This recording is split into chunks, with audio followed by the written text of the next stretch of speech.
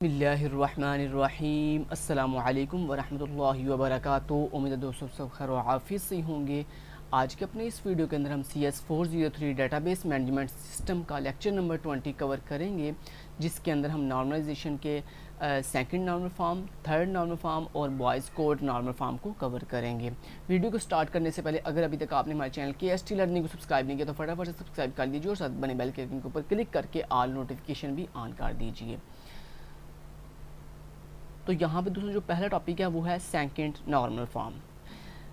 आपका जो टेबल है वो सेकंड नॉर्मल फॉर्म में दोस्तों तब जाता है जब आपके टेबल के ऊपर दो कंडीशंस अप्लाई होती हैं। पहली कंडीशन होती है कि आपका जो टेबल है वो must exist in first normal form. तो मैं यहाँ पर लिख देता हूँ कंडीशंस आपकी 2NF कंडीशंस। ठीक है, ये कंडीशन है, ये फुलफिल होंगी तो आपका जो टेबल है वो किस में जाएगा, सेकंड नॉर्मल फॉर्म में जाएगा। ठीक है, तो table exist in first NF यानी first normal form. And second condition क्या है, सेकंड कंडीशन ये है कि non key attributes fully dependent. ये मैं यहाँ पे क्यों लिख रहा हूँ, ताकि आप अपनी नोटबुक के ऊपर ये चीज़ें नोट कर ले, आपको पेपर के करीब जाके मुश्किल ना होगी कौन सी कंडीशन थी सेकंड नॉर्मल फॉर्म की।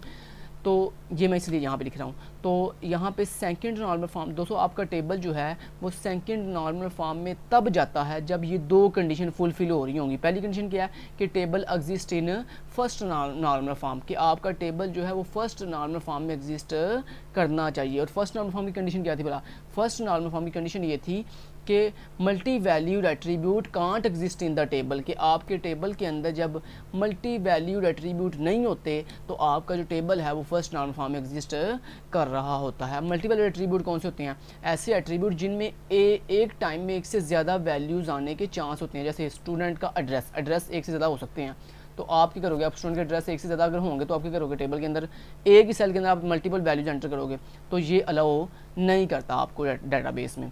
ठीक है, तो ये चीज़ है। नेक्स्ट सेकंड नॉर्मल फॉर्म की दूसरी कंडीशन क्या है, non key attributes fully dependent on key attribute. ठीक है, तो ये दूसरी कंडीशन है कि जो आपके नॉन की एट्रीब्यूट हैं वो फुली डिपेंड कर रहे हो किसके ऊपर, की एट्रीब्यूट के ऊपर। अब दोस्तों ये नॉन की एट्रीब्यूट कौन से होती हैं, अब ये देख लेते हैं। ये what is non key attribute. दोस्तों आपके टेबल के अंदर कैंडिडेट कीज़ के अलावा जो एट्रीब्यूट होते हैं उनको हम नॉन की एट्रीब्यूट कहते हैं। आप सिंपली ये भी कह सकते हो आपके टेबल के अंदर वो एट्रीब्यूट, वो कॉलम जिनकी वैल्यूज़ यूनिक नहीं होती उनको हम नॉन की एट्रीब्यूट कहते हैं। और की एट्रीब्यूट कौन से होते हैं, ऐसे एट्रीब्यूट या ऐसे कॉलम जिनकी वैल्यूज़ यूनिक होती हैं, जिनको हम कैंडिडेट की कहते हैं। जैसे स्टूडेंट की ID, स्टूडेंट का CNIC नंबर, स्टूडेंट का पासपोर्ट नंबर, स्टूडेंट का लाइसेंस नंबर, स्टूडेंट का रजिस्ट्रेशन नंबर, तो ये सारे क्या हैं, कैंडिडेट की हैं और कीज़ एट्रीब्यूट है। और नॉन की एट्रीब्यूट की एग्जांपल क्या होगी, स्टूडेंट का नेम एक नॉन की एट्रीब्यूट है, स्टूडेंट की एज एक नॉन की एट्रीब्यूट है, स्टूडेंट की जेंडर एक नॉन की एट्रीब्यूट है, स्टूडेंट का एड्रेस एक नॉन की एट्रीब्यूट है। तो ये क्या है जी, एक नॉन की एट्रीब्यूट है। ठीक है, समझ आती है बात की। तो यही वो कह रहा है, कहता है आपके टेबल के अंदर जो नॉन की एट्रीब्यूट है, मतलब वो एट्रीब्यूट जिनकी वैल्यू यूनिक नहीं होती, कहता है वो फुली डिपेंड कर रहे हो किसके ऊपर, की एट्रीब्यूट के ऊपर, यानी उन एट्रीब्यूट के ऊपर जिनकी वैल्यू क्या होती है, यूनिक होती है, या जिनको हम कैंडिडेट की कहते हैं। मैं यहाँ पे लिख देता हूँ की एट्रीब्यूट को असल में क्या कहते हैं, ये कौन से एट्रीब्यूट होते हैं, की एट्रीब्यूट असल में जिनकी वैल्यू यूनिक होती है, मतलब जिनको हम CK यानी कैंडिडेट की कहते हैं। ठीक है जी। और नॉन की एट्रीब्यूट कौन से होते हैं, जिनकी वैल्यू यूनिक नहीं होती, मतलब अदर देन CK, मतलब अदर देन CK, मतलब कैंडिडेट की के अलावा जो एट्रीब्यूट होते हैं उनको हम नॉन की एट्रीब्यूट्स कहते हैं। अब ये थी कंडीशन दोस्तों सेकंड नॉर्मल फॉर्म की। अगली बात ये आती है कि आपके टेबल के जो सेकंड नॉर्मल फॉर्म होता है मतलब आपके टेबल को सेकंड नॉर्मल फॉर्म के अंदर लेके जाने के लिए, अगर आपका टेबल जो है वो सेकंड नॉर्मल फॉर्म में नहीं है तो उसको सेकंड नॉर्मल फॉर्म में लेके जाने के लिए कौन सी चीज़ हम रिमूव करते हैं।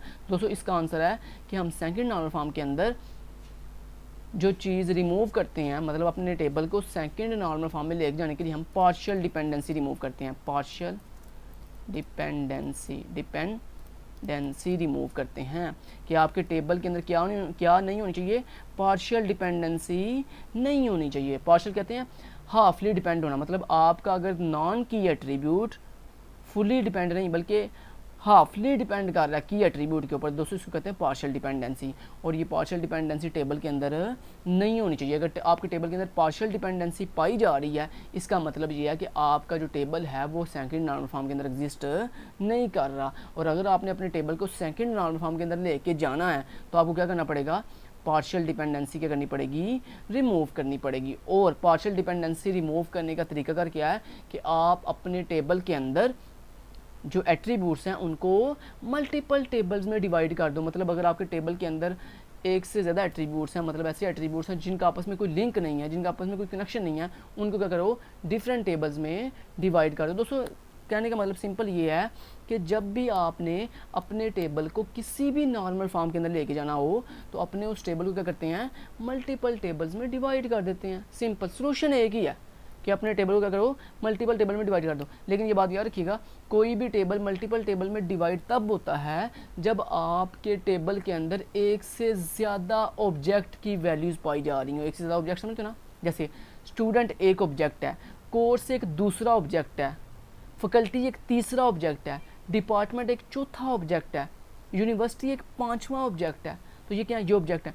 तो आपके टेबल में दोस्तों अगर, अच्छा मेरी बात याद रखिएगा, एक आपके टेबल के अंदर प्रॉब्लम तब एग्जिस्ट नहीं करती जब आपके टेबल में सिर्फ और सिर्फ ओनली वन ऑब्जेक्ट हो, ओनली वन ऑब्जेक्ट अगर पाया जा रहा हो। ऑब्जेक्ट मीन ऑब्जेक्ट समझते हो ना, ऐसी चीज़ इसकी अपनी कुछ खसूसियात होती हैं। जैसे स्टूडेंट एक ऑब्जेक्ट है, मान लो अगर आपके टेबल में सिर्फ और सिर्फ स्टूडेंट का रिकॉर्ड स्टोर हो रहा है तो फिर दोस्तों आपका टेबल जो है वो जो है सेकंड नॉर्मल फॉर्म के अंदर भी है, थर्ड नॉर्मल फॉर्म के अंदर भी है और BCNF के अंदर भी है। लेकिन अगर आपके टेबल के अंदर एक से ज़्यादा ऑब्जेक्ट पाए जा रहे हैं, जैसे आपके टेबल के अंदर स्टूडेंट एक ऑब्जेक्ट है और कोर्स एक दूसरा ऑब्जेक्ट है, अगर आपके टेबल एक ही टेबल के अंदर स्टूडेंट का रिकॉर्ड भी स्टोर हो रहा है और उसी टेबल के अंदर कोर्स का रिकॉर्ड भी स्टोर हो रहा है, तो इसका मतलब यह है कि आपके टेबल के अंदर प्रॉब्लम आ रही है। आपके टेबल के अंदर क्या आ रही है, प्रॉब्लम आ रही है। तो आप क्या करोगे, आप दोस्तों उस टेबल के अंदर जितने ऑब्जेक्ट हैं हर ऑब्जेक्ट के लिहाज से अपने टेबल को अलग अलग कर दोगे, डिवाइड कर दोगे। चलें, अब ये उम्मीद है आपको सेकंड नॉर्मल फॉर्म की कंडीशन भी समझ आ गई है कि आपके टेबल फर्स्ट नॉर्मल फॉर्म के अंदर मौजूद हो। और दूसरी कंडीशन क्या है कि non key attributes fully dependent on key attribute. और हम रिमूव क्या करते हैं, सेकंड नॉर्मल फॉर्म के अंदर हम रिमूव क्या करते हैं, पार्शियल डिपेंडेंसी रिमूव करते हैं। चलिए ये देखें, यही चीज़ यहाँ पे लिखी हुई है। अब चलते हैं नेक्स्ट और देखते हैं कि यहाँ पे सर क्या कह रहे हैं। सर कह रहे हैं जनाब जी, आप the only time we have to be concern to NF is when the key is composite. मतलब क्या है इस बात का, पढ़ के सुना देता हूँ इस बात का मतलब क्या है। देखें वो कह रहे हैं आपका टेबल जो है वो सेकंड नॉर्मल फॉर्म के अंदर तब नहीं होता जब आपके टेबल के अंदर कंपोजिट प्राइमरी की पाई जाती है। कंपोजिट प्राइमरी की समझते हो ना, कंपोजिट प्राइमरी कहते हैं जब एक से ज़्यादा कैंडिडेट की को मिला दिया जाता है तो उसको हम कहते हैं कंपोजिट प्राइमरी की। जैसे देखें यहाँ पे देखें, एक एग्जांपल के तौर पर बताया जा रहा है। यहाँ देखिए एक टेबल दिया गया जिसका नाम है क्लास और उस टेबल के अंदर देखो मल्टीपल ऑब्जेक्ट पाए जा रहे हैं। मल्टीपल, जैसे मैंने अभी आपको कह दिया कि अगर आपके टेबल के अंदर सिर्फ एक ही ऑब्जेक्ट है तो फिर प्रॉब्लम जनरेट नहीं होगी। अगर आपके टेबल में मल्टीपल ऑब्जेक्ट है तो फिर प्रॉब्लम क्रिएट होगी। जैसे देखो यहाँ पे एक ऑब्जेक्ट है कोर्स, यहाँ पे कोर्स ID एक ऑब्जेक्ट है जो कि कोर्स से डिनोट कर, जो कि कोर्स से जो है बिलोंग कर रहा है, और दूसरा ऑब्जेक्ट है यहाँ पे स्टूडेंट जो कि स्टूडेंट से बिलोंग कर रहा है, तीसरा ऑब्जेक्ट है यहाँ पे फैकल्टी जो कि फैकल्टी से बिलोंग कर रहा है। अब देखो अगर ये क्लास का टेबल है तो इसमें सिर्फ क्लास का रिकॉर्ड होना चाहिए था। यहाँ पे स्टूडेंट का रिकॉर्ड क्या कर रहा है, यहाँ पे कोर्स का रिकॉर्ड क्या कर रहा है, यहाँ पे फैकल्टी का रिकॉर्ड क्या कर रहा है, ये चीज़ है। तो देखिए इस टेबल के अंदर कितने रिकॉर्ड हैं, तीन डिफरेंट ऑब्जेक्ट के रिकॉर्ड हैं, एक स्टूडेंट का, एक कोर्स का और एक फैकल्टी का। तो अब हमें क्या करना पड़ेगा दोस्तों, यहाँ पे इस टेबल को ये देखें एग्जांपल दी जा रही है ना, यहाँ पे देखो यहाँ पे कितनी, यहाँ पे प्राइमरी की कौन सी है, यहाँ पे प्राइमरी की कोई भी नहीं है, यहाँ पे कंपोजिट प्राइमरी की लगी हुई है। कौन कौन सी देख रहे हो, कोर्स ID और स्टूडेंट आईडी को मिलाकर हमने एक प्राइमरी की बनाई है जिसको हम कंपोजिट प्राइमरी की कह रहे हैं। तो सर ने अभी भी ऊपर यही तो आपको बताया कि अगर आपके टेबल के अंदर कंपोजिट प्राइमरी की पाई जा रही है तो समझो कि उस टेबल के अंदर पार्शियल डिपेंडेंसी पाई जा रही है। तो उस पार्शियल डिपेंडेंसी को रिमूव करो, जैसे यहाँ पे देखो पाई जा रही है कि आपके कोर्स आईडी और स्टूडेंट आईडी मिलकर जो है वो आपके टेबल के बाकी नॉन के एट्रीब्यूट को डिटरमाइन कर रहे हैं। क्या कर रहे हैं? डिटरमाइन कर रहे हैं। समझ रहे बात को? चलिए नेक्स्ट चलते हैं अब। और ये बात याद रखिएगा, ये चूँकि यहाँ पे कंपोजिट प्राइमरी की आ गई है, लिहाजा जहाँ पे कंपोजिट प्राइमरी की आ रही हो वो उस टेबल के अंदर पार्शियल डिपेंडेंसी पाई जा रही होती है और हमने पार्शियल डिपेंडेंसी क्या करनी है? रिमूव करनी है। चलते हैं अब नेक्स्ट सीखते हैं यहाँ पे क्या हो रहा है। नेक्स्ट क्या कह रहे हैं सर कह रहे हैं जनाब अगर आपके टेबल जो है वो 2NF यानी सेकेंड नॉर्मल फॉर्म के अंदर एग्जिस्ट नहीं कर रहा होगा तो उसमें कौन कौन से इशू आपको हैंडल करने पड़ेंगे या कौन कौन से इशू आपको फेस करने पड़ेंगे, वो 4 इश्यूज़ हैं। पहला जी रिडंडेंसी, कि अगर आपका टेबल जो है वो सेकंड नॉर्मल फॉर्म के अंदर एग्जिस्ट नहीं करेगा तो आपको रिडंडेंसी की जो प्रॉब्लम है वो फेस करनी पड़ेगी। रिडंडेंसी किसे कहते हैं? डाटा का डुप्लीकेट होना, मतलब आपके टेबल में डाटा जो है वो डुप्लीकेट होगा, एक ये प्रॉब्लम है। दूसरी प्रॉब्लम क्या है? इंजर्शन अनॉमली, यानी इंजर्शन अनॉमली दोस्तों कहते हैं कि जब आप अपने टेबल के अंदर रिकॉर्ड एंटर करोगे तब भी आपको क्या करनी पड़ेगी? प्रॉब्लम फेस करनी पड़ेगी अगर आपका टेबल सेकंड नॉर्मल फॉर्म के अंदर एग्जिस्ट नहीं कर रहा। तीसरा डिलीशन अनॉमली, यानी जब आप कोई रिकॉर्ड डिलीट करोगे तब भी आपको प्रॉब्लम फेस करनी पड़ेगी अगर आपका टेबल जो है सेकंड नॉर्मल फॉर्म के अंदर एग्जिस्ट नहीं कर रहा। नेक्स्ट अपडेशन अनॉमली, यानी जब आप अपना कोई भी रिकॉर्ड अपडेट करोगे तब भी आपको प्रॉब्लम फेस करनी पड़ेगी अगर आपका टेबल जो है वो सेकंड नॉर्मल फॉर्म के अंदर एग्जिस्ट नहीं कर रहा। Next the general requirements of 2NF are, कहता आपके टेबल को सेकंड नॉर्मल फॉर्म के अंदर लेके जाने के लिए 2 मेन रिक्वायरमेंट हैं। कौन कौन सी? पहली टेबल एग्जिस्टिंग, ये रिक्वायरमेंट है, ये कंडीशन है। ये कंडीशन आप ये वाली याद कर लो, ये ना याद करो। अगर आपको ये मुश्किल लग रही है तो आप ये वाली कंडीशन याद कर लो। Table existing first normal form, पहली रिक्वायरमेंट ये है। दूसरी रिक्वायरमेंट क्या है? Non key attributes fully dependent on key attribute. ये 2 रिक्वायरमेंट है जो आपने पूरी करनी है। अब यहाँ पे इन्हीं 2 रिक्वायरमेंट को सर ने थोड़ा ब्रीफली एक्सप्लेन किया हुआ है। Remove subset of data that apply to multiple rows of a table and place them in separate rows. दोस्तों ये बेसिकली किसकी रिक्वायरमेंट थी? फर्स्ट नॉर्मल फॉर्म की। तो basically simple in other word table exist in first normal form, यानी इसी चीज़ को sir ने थोड़ा एक्सप्लेन करके वर्डिंग चेंज कर दी है। तो आपने घबराना नहीं है, आपने ये नहीं कहना कि यहाँ पे फिर रिक्वायरमेंट चेंज हो गई है। तो रिक्वायरमेंट असल में चेंज नहीं हुई, सर ने इन्हीं 2 रिक्वायरमेंट को एक्सप्लेन कर रहे हैं। तो आपने यही रिक्वायरमेंट रखनी है, ये रिक्वायरमेंट याद मत करें। अब मैं आपको सिंपली ये जो 2 सर ने रिक्वायरमेंट को एक्सप्लेन किया ना, मैं आपको इनको बता देता हूँ सर कहना क्या चाह रहे हैं। सर कहना ये चाह रहे हैं जनाब कि अगर आपके टेबल के अंदर किसी कॉलम के अंदर मल्टीपल वैल्यूज़ आ रही हैं तो आप क्या करो? उन मल्टीपल वैल्यूज़ को डिफरेंट रोज़ में डिवाइड कर दो। जैसे याद है आपने प्रीवियस लेक्चर 19 के अंदर फर्स्ट नॉर्मल फॉर्म के अंदर किया था कि आपके एक रो के अंदर मल्टीपल रिकॉर्ड आ रहा था, तो आपने क्या किया था? उस मल्टीपल रिकॉर्ड वाली रो को 2 रो में डिवाइड कर दिया था। ऐसे यहाँ पे भी सर कह रहे हैं। तो यही तो कंडीशन थी फर्स्ट नॉर्मल फॉर्म की। तो बेसिकली यही बात है जो सर ने अभी भी कही है कि क्या करो कि अगर आपके टेबल के अंदर किसी रो के अंदर मल्टीपल वैल्यूज़ आ रही हैं तो आप उन मल्टीपल वैल्यूज़ वाली रो को डिफरेंट रो में क्या कर दो? डिवाइड कर दो। और दूसरी सर बात यहाँ पे क्या कर रहे हैं? दूसरी सर बात ये कर रहे हैं, ये जो दूसरी बात लिखी हुई है ना, ये बात है, इसका मतलब ये है कि अगर आपके टेबल के अंदर मल्टीपल ऑब्जेक्ट पाए जा रहे हैं, देखिए यहाँ जैसे यहाँ पे कोर्स एक ऑब्जेक्ट है, स्टूडेंट दूसरा ऑब्जेक्ट है और फैकल्टी तीसरा ऑब्जेक्ट है। सर कह रहे हैं इनको अलग अलग कर दो, इनको डिफरेंट टेबल्स में डिवाइड कर दो। मतलब कोर्स के लिए अलग टेबल बना दो, स्टूडेंट के लिए अलग टेबल बना दो और फैकल्टी के लिए अलग टेबल बना दो। अगर आप ऐसा नहीं करोगे तो क्या होगा भला? आपको यहाँ पे प्रॉब्लम फेस करनी पड़ेगी। बताऊँ कैसे प्रॉब्लम फेस करनी पड़ेगी? देखो पहली प्रॉब्लम क्या आ रही है, देखो जब आप अगर इन तीनों ऑब्जेक्ट को इसी एक टेबल में अंदर स्टोर करोगे तो क्या होगा? देखो जरा डुप्लीकेसी आ रही है, डुप्लीकेसी ऐसे आ रही है। देखो जरा ये देखो स्टूडेंट आईडी और ये स्टूडेंट आईडी देखो रिपीट हो रही है ना रिपीट। तो इसी को कहते हैं डुप्लीकेसी, कि अगर आपके टेबल में एक सेम वैल्यू, एक कॉलम की एक वैल्यू एक से ज़्यादा मरतबा रिपीट हो रही हो, एक से ज़्यादा मरतबा आ रही हो, तो इसको कहते हैं रिडंडेंसी या डुप्लीकेसी। तो ये देखो स्टूडेंट आईडी जो है S1020 देखो एक दफ़ा यहाँ पे आई, दूसरी दफ़ा यहाँ पे आ गई है। इस तरह कोर्स आईडी में देखो, कोर्स आईडी में C3456 एक दफ़ा यहाँ पे आ रही है, एक दफ़ा यहाँ पे आ रही है। देखो रिकॉर्ड डुप्लीकेट हो रहा है ना।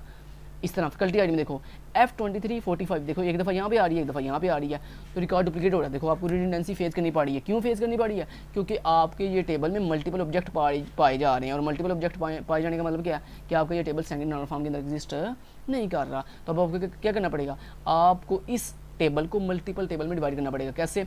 उसके लिए आप स्टूडेंट आईडी स्टूडेंट नेम के लिए अलग टेबल बना दोगे, कोर्स आईडी और स्टूडेंट आईडी और ग्रेड के लिए अलग टेबल बना दोगे, क्योंकि हमें कैसे पता चलेगा कि ये ग्रेड अलग टेबल बनाएगा, क्योंकि दोस्तों ग्रेड जो है वो स्टूडेंट से बिलोंग करता है, क्योंकि ग्रेड किसका होता है, स्टूडेंट का होता है। और फैकल्टी आईडी और रूम किसका होता है, ये एक अलग चीज़ है। तो यानी आपने एक तीसरा टेबल बनाना जिसमें फैकल्टी आईडी और रूम होगा, और उसमें जो है एज ए फॉरेन की जो है वो कोर्स आईडी यूज़ होगी, क्योंकि कोर्स ये फैकल्टी क्या करती है, फैकल्टी कोर्स पढ़ाती है। तो ये कैसे पता चलेगा कि ये फैकल्टी कौन सा कोर्स पढ़ा रही है, तो इसलिए वहाँ पे आप क्या करोगे, जो आप फैकल्टी टेबल बनाओगे उसके अंदर आप ये course ID as a foreign key use करोगे, जबकि स्टूडेंट आईडी स्टूडेंट नेम का एक टेबल बनेगा जिसमें स्टूडेंट आईडी एक प्राइमरी की होगी, और उसके बाद एक तीसरा टेबल बनेगा जिसमें स्टूडेंट आईडी, कोर्स आईडी और ग्रेड क्या होगी, 3 एट्रीब्यूट होंगे, जिसमें स्टूडेंट आईडी और course ID foreign key use होगी, as a foreign key use होगी, जिसमें आप ये बता रहे हो। तो यहाँ पर देखो नीचे सर ने बताया भी हुआ है कि आपने अब क्या करना है, इनको मल्टीपल टेबल में डिवाइड करने के लिए ये सारे कुछ कंडीशन बता रहे हैं कि आप अपने टेबल को अपने, अगर मान लो आपके पास कोई भी एक टेबल है, आपने उस टेबल को सेकंड नॉर्मल फॉर्म के अंदर लेके जाना है। अच्छा, कंडीशन सबकी सेम ही है, कंडीशन सबकी सेम है कि अगर आपने किसी भी टेबल को सेकंड नॉर्मल फॉर्म के अंदर लेके जाना हो या थर्ड नॉर्मल फॉर्म के अंदर लेके जाना हो, तो कंडीशन यही सेम है। क्या बोला, पहली कंडीशन क्या है, identify any determinants other than the composite key. कहता है कंपोजिट की के अलावा जितने भी अदर कैंडिडेट की है ना, कहता है उनको आइडेंटिफाई करो, and the column they determine, और कहता है उन कैंडिडेट की से जोन से कॉलम बिलोंग कर रहे हैं, कहता है उन कॉलम को भी क्या करो, आइडेंटिफाई करो। तो पहली बात उसने क्या कही है कि अपने टेबल में कंपोजिट की के अलावा जितनी भी कैंडिडेट की हैं उनको ढूंढो, उनको तलाश करो। दूसरा उसने कहा है कि उन कैंडिडेट की के साथ जोन से एट्रीब्यूट बिलोंग कर रहे हैं, जैसे मैंने अभी ऊपर आपको सिखाया है आइडेंटिफाई करना, जैसे देखो यहाँ पे हो रहा है कि स्टूडेंट आईडी क्या है, कैंडिडेट की है। अब स्टूडेंट आईडी से कौन कौन सा चीज़ बिलोंग कर रही है, स्टूडेंट आईडी से स्टूडेंट का नेम बिलोंग कर रहा है, स्टूडेंट का नेम बिलोंग कर रहा है। ऐसे ही कोर्स आईडी और स्टूडेंट आईडी को अगर मिला दिया जाए तो इनसे क्या चीज़ बिलोंग कर रही है, इनसे ग्रेड बिलोंग कर रहा है। और अगर आप फैकल्टी आईडी और रूम को मिला दो तो इससे क्या बिलोंग कर रहा है, इससे कोर्स आईडी बिलोंग कर रही है एज ए फॉरेन की। ठीक है जी, तो ये चीज़ें ऐसे हम आइडेंटिफाई जो है वो करते हैं। दूसरी चीज़ क्या है, create and name a new table. फिर सर कह रहे हैं एक नया टेबल बनाओ और उस टेबल को एक नया नाम दो, for each determinant and the unique columns it determines.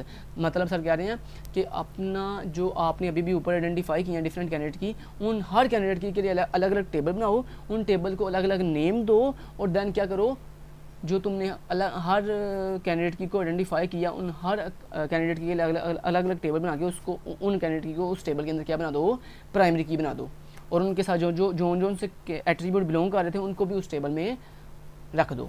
चलो, मूव द डिटरमाइंड कॉलम्स। और फिर कहता है जो कॉलम डिटरमाइन कर रहे थे, मतलब जो कैंडिडेट की आपने तलाश की है, उन कैंडिडेट हर कैंडिडेट की के लिए आपने क्या किया है, अलग अलग टेबल बना दिया है। अब आपने क्या करना है, उन कैंडिडेट की से जोन से कॉलम ओरिजिनल टेबल में बिलोंग कर रहे थे वो कॉलम उठाओ और अपने न्यू टेबल में एम्बेड करते जाओ, from the original table and new table. कहता फिर अपने ओरिजिनल टेबल से जोन से एट्रीब्यूट आपकी जिस कैंडिडेट की से बिलोंग कर रहे थे उनको उठाओ और न्यू टेबल में ले जाओ। तो ये कुछ कंडीशन है, ये आप खुद मतलब ये रिटलाइजेशन है, बस आपने इन कंडीशन को जो है वो एक दफ़ा गो थ्रू कर लेना, बस आपको कंसेप्ट क्लियर होना चाहिए कहना क्या चाह रहा है। The determine become the primary की ऑफ द न्यू टेबल। और फिर कहता है वो जो आपकी कैंडिडेट की होंगी ना, जो बात मैंने अभी भी देखे ऊपर की थी कि जो आपकी कैंडिडेट की जिनके लिए आपने अलग नया टेबल बनाया, वो कैंडिडेट की नए टेबल में जाकर क्या बन जाएगी, प्राइमरी की बन जाएगी। Delete the column you just move from the original table expect from the determine which will serve as a foreign key. और फिर कहता क्या करो, वो जो ओरिजिनल टेबल में से आपने कॉलम उठा के न्यू टेबल में लेके गए हो, उन कॉलम को ओरिजिनल टेबल में से क्या कर दो, डिलीट कर दो।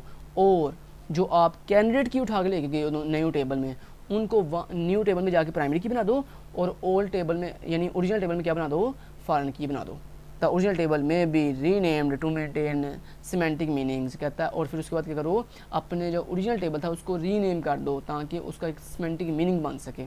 ठीक है जी, अब देखें यहाँ पे सारे डिवाइड करने जा रहे हैं। देखो हमारे पास कौन सा टेबल था, क्लास नाम का टेबल था जिसके अंदर डिफरेंट एट्रीब्यूट थे। हमने क्या किया, हमने इस क्लास टेबल को 3 टेबल में डिवाइड कर दिया। पहला टेबल में बनाया स्टूडेंट के नाम से जिसमें स्टूडेंट आईडी है और स्टूडेंट का नेम है, जिसमें स्टूडेंट आईडी जो है एज ए प्राइमरी की एक्ट कर रही है। उसके बाद हमने एक टेबल बनाया कोर्स के नाम से जिसमें कोर्स की आईडी है, फैकल्टी की आईडी है और रूम है। ठीक है, रूम एट्रीब्यूट है, और इसके अंदर course ID as a foreign key use हो रही है। ठीक है जी, और उसके बाद आपका क्लास टेबल है जिस क्लास टेबल के अंदर जो है आपके 3 एट्रीब्यूट हैं, कोर्स आईडी, स्टूडेंट आईडी और ग्रेड। यहाँ पे जो स्टूडेंट आईडी है वो भी फॉरेन की यूज़ हो रही है, जो कोर्स आईडी है वो भी फॉरेन की यूज़ हो रही है, और क्लास टेबल के अंदर कोर्स आईडी और स्टूडेंट आईडी मिलकर कंपोजिट प्राइमरी की बना रही हैं।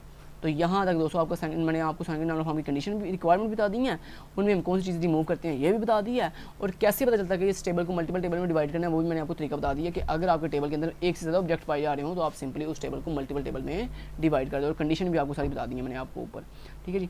अब नेक्स्ट आ जाते हैं जाके थर्ड नॉर्मल फॉर्म। अब थर्ड नॉर्मल फॉर्म को मैं ज़्यादा ब्रीफ एक्सप्लेन नहीं करूँगा क्योंकि थर्ड नॉर्मल फॉर्म बहुत ही ईजी है, बहुत ही ईजी है। अब थर्ड नॉर्मल फॉर्म की क्या कंडीशन है वो भी लिख देता हूँ।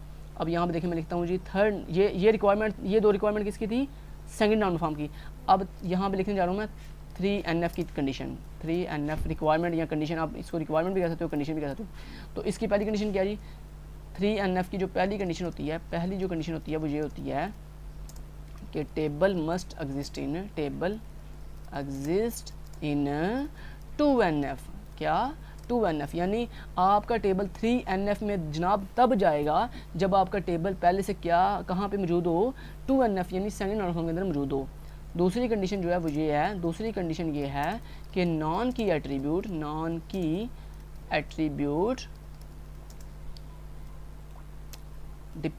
डिपेंड्स ऑन प्राइमरी की। ये है जनाब इसकी 2 कंडीशन, 2 रिक्वायरमेंट, 2 कंडीशन या 2 रिक्वायरमेंट। 3NF की यहाँ पे दोबारा देख लेते हैं, ये हमने कंडीशन सही लिखी है। देखें पहली कंडीशन क्या थी, if it is already in 2NF, तो यही मैंने लिखी है कि आपका जो टेबल है वो must be exist in 2NF, कि आपका टेबल जो है वो 2NF में एग्जिस्ट करता हो। ये पहली रिक्वायरमेंट है थर्ड नॉर्मल फॉर्म की। और दूसरी रिक्वायरमेंट क्या है, दूसरी रिक्वायरमेंट ये है all non key attribute are functionally dependent only upon the primary key. तो यही मैंने आपको कहा कि आपकी जितनी भी नॉन की एट्रीब्यूट्स हैं वो डिपेंड कर रही हो किसके ऊपर, प्राइमरी की के ऊपर। फुली यहाँ पे फुली डिपेंडेंट की बात नहीं हुई है, यहाँ पे सिर्फ इतनी बात हुई है। वहाँ पे सेकंड नॉर्मल फॉर्म के अंदर क्या था कि non key attribute fully dependent on key attribute, लेकिन यहाँ पे सिंपल क्या बात हुई है कि non key attribute depends on primary key. तो ये 2 रिक्वायरमेंट या 2 कंडीशन है थर्ड नॉर्मल फॉर्म की। अब जिस तरह मैंने आपको बताया था कि सेकंड नॉर्मल फॉर्म के अंदर क्या रिमूव करते हैं, पार्शियल डिपेंडेंसी, ऐसे दोस्तों थर्ड नॉर्मल फॉर्म के अंदर हम क्या रिमूव करते हैं, ट्रांजिटिव डिपेंडेंसी रिमूव करते हैं, डिपेंडेंसी। ये तो अगर आपके टेबल के अंदर ट्रांजिटिव डिपेंडेंसी पाई जा रही है तो उसे रिमूव कर दो। तो जब आप अपने टेबल में से ट्रांजिटिव डिपेंडेंसी रिमूव करते हो तो वो थर्ड नॉर्मल फॉर्म में मूव कर जाता है। अगर आप अपने टेबल में से पार्शियल डिपेंडेंसी रिमूव करो तो वो सेकंड नॉर्मल फॉर्म में चला जाता है, और अगर आप अपने टेबल में से ट्रांजिटिव डिपेंडेंसी रिमूव कर दो तो आपका टेबल जो है वो थर्ड नॉर्मल फॉर्म के अंदर चला जाता है। तो ट्रांजिटिव डिपेंडेंसी हम रिमूव करते हैं थर्ड नॉर्मल फॉर्म के लिए। ये 2 जो है रिक्वायरमेंट हैं थर्ड नॉर्मल फॉर्म की। ठीक है जी, चलें जी, ये देखें नेक्स्ट लिखा भी हुआ है कि ट्रांजिटिव डिपेंडेंसी किसे कहते हैं। दोस्तों ट्रांजिटिव डिपेंडेंसी कहते हैं कि अगर आपका एक नॉन की एट्रीब्यूट किसी नॉन की एट्रीब्यूट डिपेंड कर रहा हो। अब मैं ये भी बता देता हूँ कि ट्रांजिटिव डिपेंडेंसी होती क्या है। ट्रांजिटिव डिपेंडेंसी ये होती है कि अगर आप एक नॉन की एट्रीब्यूट, ये देखो यहाँ पर लिखा हुआ है, transitive dependency occurs when one non key attribute determines another non key attribute. यानी जब आपका, ये मैंने डेफिनेशन लिख दी, आप इसको हाईलाइट कर लें कि ट्रांजिटिव डिपेंडेंसी दोस्तों ये होती है कि जब आपका एक नॉन की एट्रीब्यूट किसी नॉन की एट्रीब्यूट पर डिपेंड कर रहा हो, इसको कहते हैं ट्रांजिटिव डिपेंडेंसी। जैसे यहाँ पे देखो एक आपको टेबल दिया गया है एग्जांपल के तौर पर, स्टूडेंट टेबल, जिसके अंदर क्या जी, स्टूडेंट की आईडी है, स्टूडेंट का नेम है, स्टूडेंट का एड्रेस है, उसके बाद उसके प्रोग्राम का नेम है, और उसके बाद प्रोग्राम का क्रेडिट आवर्स हैं। ठीक है जी, क्या जी, प्रोग्राम के क्रेडिट आवर्स हैं। अब मुझे ये बताएं ये टेबल कितना है, एक ही टेबल है, इसमें कितने ऑब्जेक्ट पाए जा रहे हैं, 2 ऑब्जेक्ट पाए जा रहे हैं। कौन कौन से, एक स्टूडेंट ऑब्जेक्ट है, student ID, student name, student address, ये एक ऑब्जेक्ट हो गया। उसके बाद दूसरा ऑब्जेक्ट कौन सा है, प्रोग्राम नेम और प्रोग्राम के क्रेडिट आवर्स। देखें ना, प्रोग्राम जो है वो एक अलग ऑब्जेक्ट होता है। तो यहाँ पे इस टेबल में 2 ऑब्जेक्ट पाए जा रहे हैं। तो ये सिंपल सी बात है कि अगर किसी टेबल में एक से ज़्यादा ऑब्जेक्ट पाए जा रहे हो तो वो टेबल जो है वो आपका डिवाइड होगा ही होगा। अब यहाँ पे देखें दोस्तों, जो आपकी स्टूडेंट आईडी है वो डिटरमाइन कर रही है स्टूडेंट नेम को, स्टूडेंट एड्रेस को, प्रोग्राम नेम को और प्रोग्राम के क्रेडिट आवर्स को।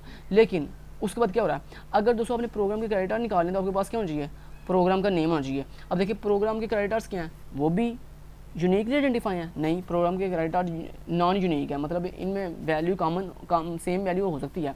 ऐसे ही प्रोग्राम का नेम भी कॉमन हो सकता है। तो जिन एट्रीब्यूट का नेम कॉमन हो सके वो क्या होते हैं, नॉन की एट्रीब्यूट होते हैं। देखो यहाँ पे वो कह रहा है कि program name goes to program credits, मतलब वो कह रहा है कि आपका जो प्रोग्राम के क्रेडिट्स है वो डिपेंड कर रहा है किसके ऊपर, प्रोग्राम नेम के ऊपर। तो देखो प्रोग्राम नेम भी एक नॉन की एट्रीब्यूट है, प्रोग्राम क्रेडिट्स भी एक नॉन की एट्रीब्यूट है। तो यहाँ पे क्या हो रहा है, एक नॉन की एट्रीब्यूट एक नॉन की एट्रीब्यूट पर डिपेंड कर रहा है। तो उसने क्या कहा, बोला अगर टेबल के अंदर कोई नॉन की एट्रीब्यूट किसी नॉन की एट्रीब्यूट पर डिपेंड कर रहा हो तो वो क्या होती है, एक ट्रांजिटिव डिपेंडेंसी होती है।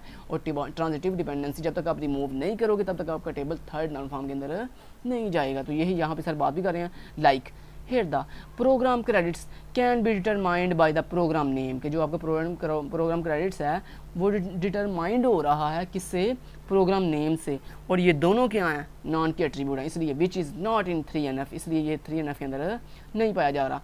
अब यहाँ पे सर ने एक एग्जाम्पल से एक टेबल बना के दिखाया। अब हमें क्या करना पड़ेगा दोस्तों, ये आपकी यहाँ से ट्रांजिटिव डिपेंडेंसी रिमूव करने का क्या तरीका बोला, मैंने क्या तरीका बताया था भला, कि तरीका एक ही है कि अपने टेबल को मल्टीपल टेबल में डिवाइड कर दो। अब ये टेबल कितने टेबल में डिवाइड होगा, 2 टेबल में, एक स्टूडेंट टेबल में एक प्रोग्राम टेबल में। तो करके दिखाता हूँ, ये देखो नीचे सारी एग्जांपल दी भी होगी। ये देखो सर जनाब इसको कह रहे हैं the process of transforming a table into 3NF, कि अगर आपने इस टेबल को 3NF में डिवाइड करना है तो उसके लिए ये आपको कंडीशन फुलफिल करनी पड़ेगी। ये याद आया, ये कंडीशन हमने ऊपर भी अभी भी पढ़ के आए हैं कि आइडेंटिफाई यानी डिटरमाइंस पर सबसे पहले अपने कैंडिडेट की डिफाइन करो, फिर उसके बाद जनाब अपनी प्राइमरी की डिफ़ाइन करो, फिर उसके बाद अपने जो कॉलम उस कैंडिडेट की से जो है वो बिलोंग कर रहे हैं उनको आइडेंटिफाई करो। तो ये सारी कंडीशन ऊपर हमने सेकंड नाउन फॉर्म में पढ़ी है, इनको मैं रिपीट नहीं करूँगा। हम नेक्स्ट चलते हैं। ये देखें सर ने 2 टेबल बनाए हैं, एक स्टूडेंट टेबल में क्या क्या रखा जी, स्टूडेंट का ID, स्टूडेंट का नेम, स्टूडेंट का एड्रेस और प्रोग्राम का नेम। उसके बाद एक प्रोग्राम टेबल बनाया जिसके अंदर प्रोग्राम नेम है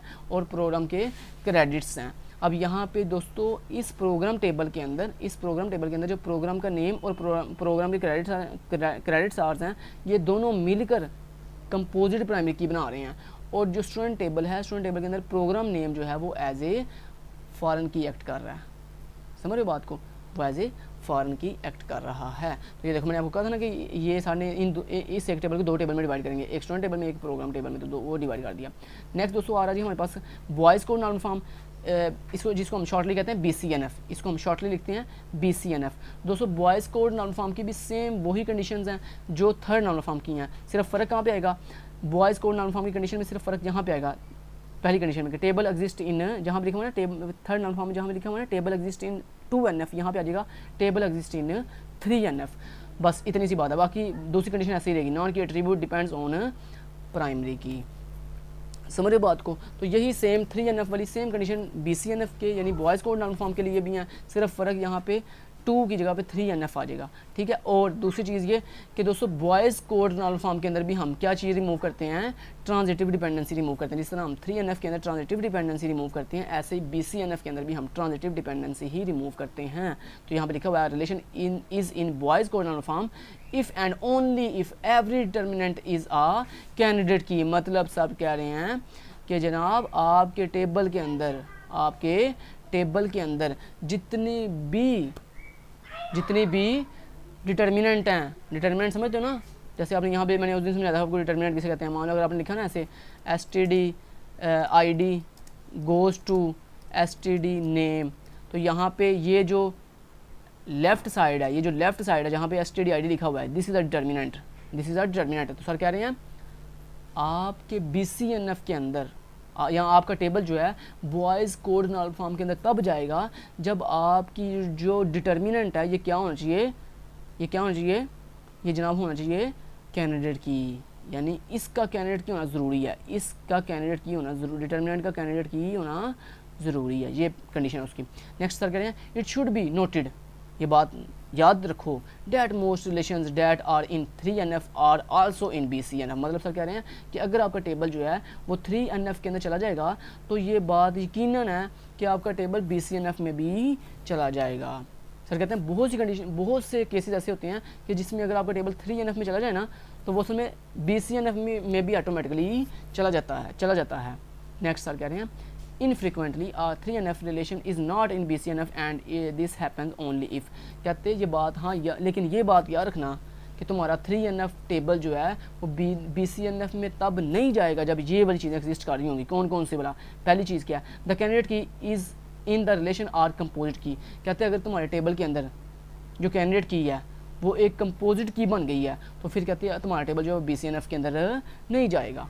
दूसरा, there are more than one candidate key in the relation. कहते हैं अगर आपके टेबल के अंदर एक से ज़्यादा कैंडिडेट की पाई जा रही हैं तो फिर भी तुम्हारा टेबल जो है वो BCNF में नहीं जाएगा। The key are not disjoint. कहते हैं अगर आपका तुम्हारा जो तुम्हारी कीज़ हैं अगर वो डिसजॉइंट नहीं है, that is some attribute in the keys are common. और कहते हैं तुम्हारे पास जो कुछ कीज़ एट्रीब्यूट हैं अगर वो कॉमन है, एक जैसे हैं, तो फिर भी तुम्हारा जो टेबल है वो BCNF के अंदर नहीं जाएगा। तो ये वो चीज़ें दोस्तों, ये वो तीन जो हैं वो बातें हैं, ये वो तीन जो हैं वो कंडीशंस हैं। अगर ये पाई जा रही हो आपके टेबल के अंदर तो आपका टेबल जो है वो BCNF के अंदर मौजूद नहीं होगा। कहते हैं the BCNF differs from the 3NF only when there are more than one candidate. कहते आपका जो बॉयज़ कोड नॉर्मल फॉर्म है वो थर्ड नॉर्मल फॉर्म से सिर्फ इतना डिफरेंट होता है कि अगर आपके टेबल के अंदर एक से ज़्यादा कैंडिडेट की पाई जा रही हैं तो कहते हैं आपका टेबल जो है वो 3NF के अंदर तो हो सकता है लेकिन BCNF के अंदर नहीं होगा। And the keys are composite and overlapping. और अगर आपकी जो कीज़ हैं वो कंपोजिट हैं और साथ साथ ओवरलैपिंग कर रही हैं तो फिर कहते हैं तुम्हारा जो टेबल है वो 3NF के अंदर तो होगा लेकिन BCNF के अंदर नहीं जा सकता। ठीक है, जैसे यहाँ पे सर ने एक एग्जांपल दिया, देखो एनरोल एक टेबल का नाम है, उसके बाद इसमें एक स्टूडेंट नंबर, स्टूडेंट का नेम, कोर्स का नंबर, कोर्स का नेम और डेट एनरोल लिखी हुई है। अब यहाँ पे देखो एक से अगर दोस्तों इस टेबल के अंदर एक से ज़्यादा कैंडिडेट की हैं तो समझो ये टेबल जो है 3NF के अंदर तो है लेकिन ये BCNF के अंदर नहीं है।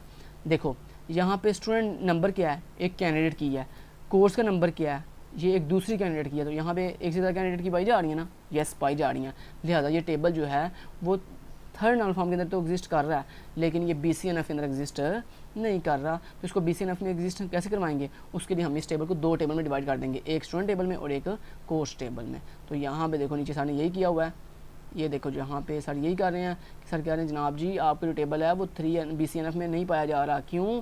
क्योंकि यहाँ पे दो कैंडिडेट की पाई जा रही हैं, एक स्टूडेंट नंबर है और एक कोर्स का नंबर है।